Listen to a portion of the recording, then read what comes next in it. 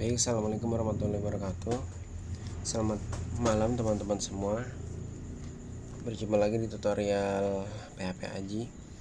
Kali ini kita akan coba meneruskan tutorial kemarin.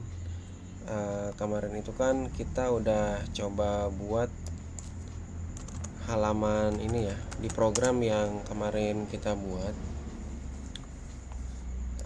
Kita udah bikin halaman input ya dengan menggunakan elemen form, halaman input dan juga halaman login. Nah, pada kesempatan kali ini, pada tutorial kali ini kita akan coba menghubungkan program yang kita buat ini dengan database yang nanti kita akan coba buat. Kira-kira langkahnya seperti ini. Pertama, semua bahannya sudah saya sediakan. Teman-teman silahkan download file latihannya terlebih dahulu menggunakan link yang ada di deskripsi video ini. Download semuanya ya, jadi ini file bahan-bahannya. Kemudian setelah berhasil di-download bahan-bahannya, ya, kemudian kita buka PHP My Admin dan kita akan coba menginstal atau mengimport database. Jadi database sudah saya buat, jadi teman-teman tinggal mengimpor aja ya. Caranya kita ke PHP My Admin, mungkin udah pada bisa ya. Di sini bisa klik new atau database. Nah, di sini ada database name. Database-nya maunya namanya apa? Misalkan sesuai ini, misalkan DB Perpus 2021. DB Perpus 2021. Kemudian kita klik create. Nah, setelah berhasil, kita klik import ya. Kita klik import, kemudian pilih file ya. Kemudian arahin ke file SQL, DB Perpus 2021. Ini jangan sampai kebalik ya. Jadi di link yang tadi saya sediakan ada dua file SQL, ada DB test sama DB Perpus. Nah, kita yang pakainya DB Perpus ya. Nah, teman-teman silahkan diarahkan. Tadi ngedownload file SQL Perpusnya diarahinnya kemana? Kalau saya karena ini menggunakan Linux ya, mungkin agak beda tempat penyimpanannya. Nah, kira-kira saya ini setelah ketemu ya, tinggal diklik kemudian open, scroll ke bawah, nanti ada go, klik go nya. Nah, langsung jadi ya, di database yang sudah tadi kita import ini terdiri dari dua tabel, ada TB member dan TB user.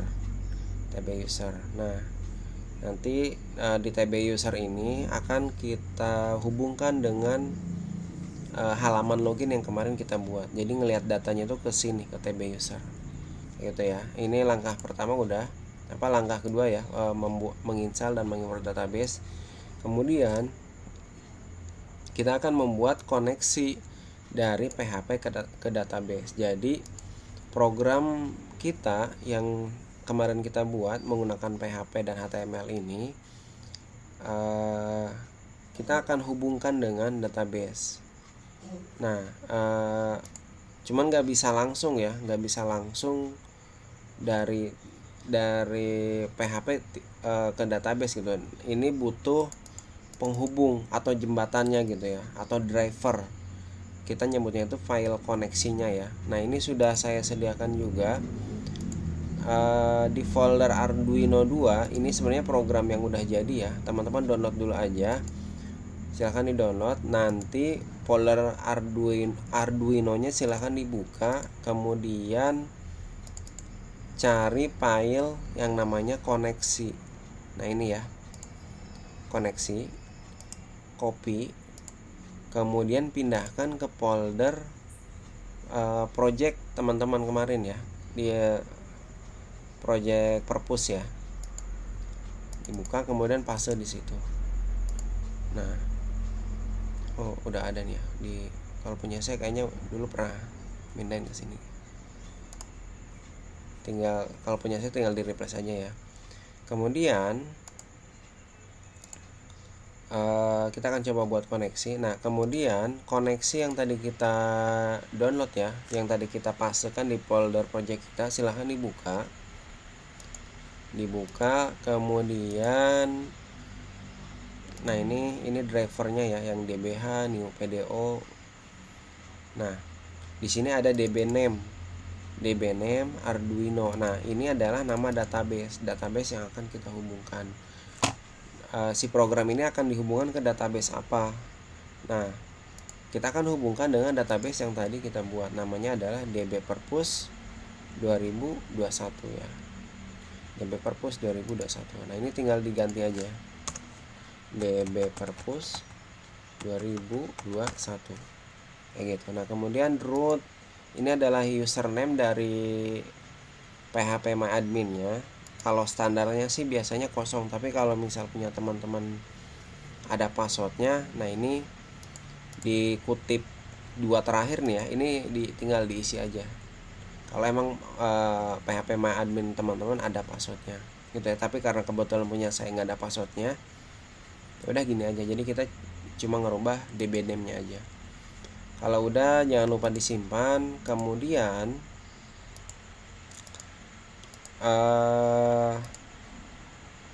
kemarin itu kita pernah coba buat halaman login dan login action.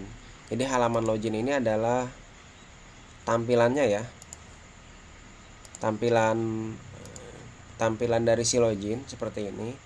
Nah, sedangkan ada login underscore act atau action maksudnya ya, login underscore action. Jadi ini adalah satu halaman yang fungsinya untuk menghubungkan memproses proses login ya dari halaman. Kan ini dari halamannya ya, nanti ngirim data ke login action. Jadi nanti proses loginnya itu diolah di halaman login action ini, kayak gitu. Nah, supaya ini berhasil, nah karena di halaman login action ini kita akan menghubungkan dengan database. Nah, teman-teman di sini pertama-tama sebelum memulai ke kode yang lain, di paling atas setelah tag PHP ya, teman-teman panggil file koneksi PHP tadi yang tadi kita buat seperti ini. Tinggal di include, kemudian nama file koneksinya apa, kayak gitu ya. Nah, jadi file koneksi ini untuk menghubungkan ke database ya. Nah, kalau udah, kita akan coba sambungkan. Jadi gini, jadi ketika misalkan ada yang login ya, misalkan ada yang coba login di aplikasi kita, nah username dan passwordnya nanti sambil melihat ke database, bener nggak gitu ya, bener nggak, udah sesuai nggak dengan database. Kalau misal udah sesuai dengan database, berarti nanti akan muncul bacaan berhasil login. Tapi kalau misal nggak sama dengan yang ada di database ya, berarti ya gagal gitu ya, kayak gitu. Nah, caranya berarti kita tinggal fokus ke halaman login action.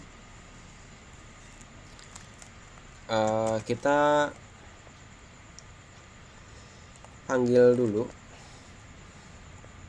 kita coba lihat dulu ya, kita bikin script sederhana dulu.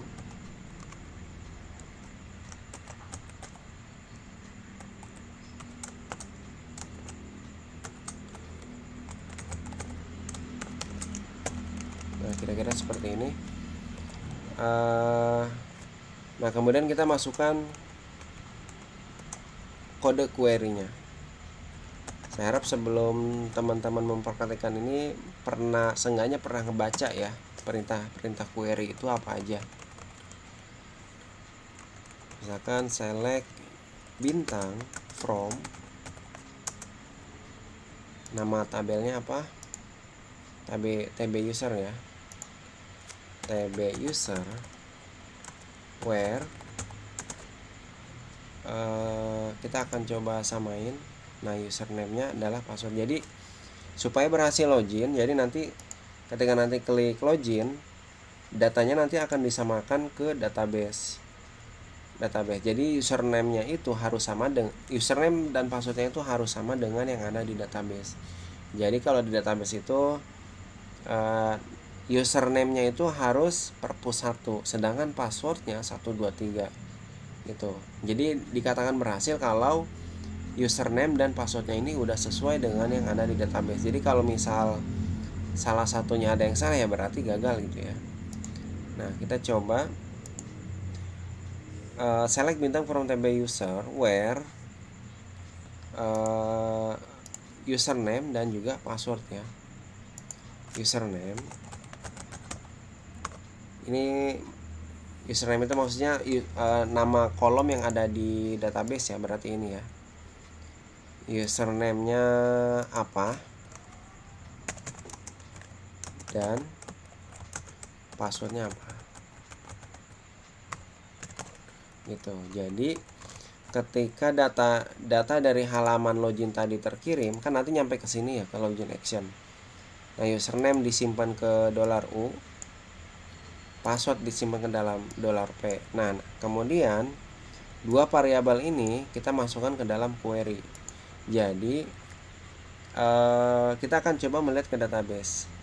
Select bintang from TB user where username yang, jadi lihat di tabel user, yang username-nya itu kayak username dan passwordnya itu adalah $P. Begini ya, username dan juga $P. Seperti ini formatnya kira-kira. Kalau udah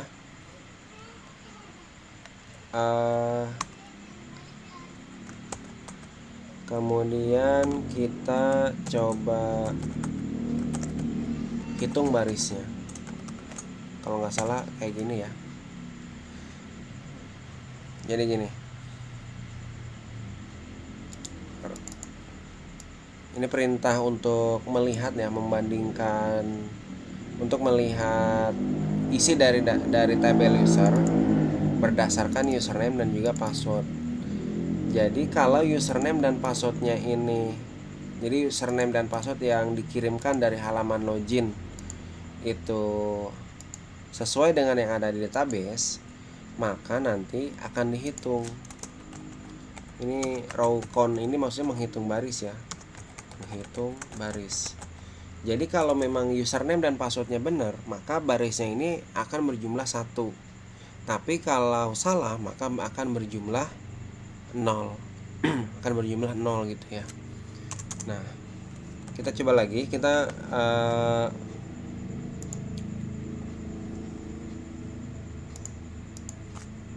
kasih kondisi di sini dengan menggunakan if.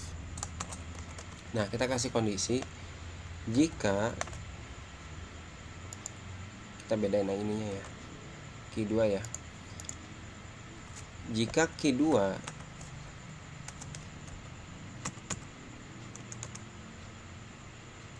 lebih besar, simbol lebih besar itu kan kayak gini ya. Jika key 2 lebih besar dari 0, jadi maksudnya lebih besar dari 0 itu 1, 2 dan seterusnya ya. Maka kalau seperti tadi ya, kalau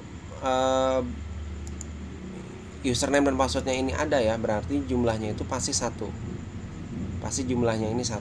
Ketika dihitung dengan menggunakan row count itu pasti jumlahnya 1. Tapi kalau misal nggak ketemu, jadi harusnya 0. Jadi kita bikin kondisi jika ini ya, yang tadi kita hitung itu lebih besar dari 0. Jadi maksudnya lebih besar dari 0 itu kan berarti 1, 2 dan seterusnya.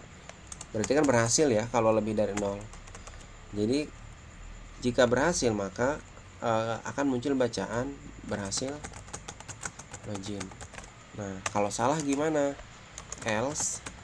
Else-nya kalau enggak ternyata justru lebih kecil dari 1 ya, atau sama dengan 0, maka akan muncul bacaan gagal login gitu ya. Kita akan coba langsung praktekkan aja. Login. Nah, kita coba pakai username dan password yang asal dulu ya. Kemudian login. Nah, gagal login. Nah, yang benar itu kalau supaya berhasil harusnya itu username-nya itu adalah perpus1 dan passwordnya adalah 1, 2, 3. Kita back lagi. Nah, kita coba sekarang dengan username dan password yang benar ya. Perpus1 sesuai yang di database, perpus1, kemudian passwordnya 1, 2, 3. Kalau codingnya benar, saya ngetiknya nggak salah gitu ya. Ini harusnya pas kita klik login muncul bacaan berhasil login. Kita coba ya, berhasil login kayak gitu ya. Jadi datanya sudah sama dengan yang ada di database kayak gitu. Kita tinggal back aja. Jadi seperti itu ya teman-teman ya. Untuk sementara mungkin seperti itu dulu. Jadi intinya untuk memanggil database ya, untuk memanggil database ke program kita itu pertama harus menggunakan koneksi atau driver ya, untuk menjembatani dari program PHP ke database gitu. Nah, setelah kita bikin halaman koneksinya, nanti setiap halaman lain yang membutuhkan akses ke database itu wajib di-include. Jadi dipanggil lah gitu koneksinya itu. Nah, setelah berhasil membuat koneksi, kemudian baru kita panggil ke database. Nah, untuk memanggil ke database itu beda bahasa. Bahasa yang dipakai di database itu menggunakan bahasa query disebutnya. Sebenarnya itu query. Untuk pembahasan query ini, karena nanti query ini kan bukan cuma melihat doang ya. Kalau yang kita praktekkan tadi kan cuma melihat ke database doang kan ya. Tapi penggunaan query ini banyak ya, bukan cuma melihat doang, tapi bisa juga menyimpan nanti, mengupdate data, kemudian menghapus, kemudian mencari data gitu ya, filter dan lain-lain ya. Nanti kita akan coba jelasan secara lebih khusus ya, supaya teman-teman lebih paham lagi. Untuk sekarang saya rasa cukup sekian dulu. Insya Allah nanti bakal lebih dikembangin lagi. Jika ada pertanyaan silahkan berkomentar di bawah ya. Oke, saya cukupkan. Assalamualaikum warahmatullahi wabarakatuh.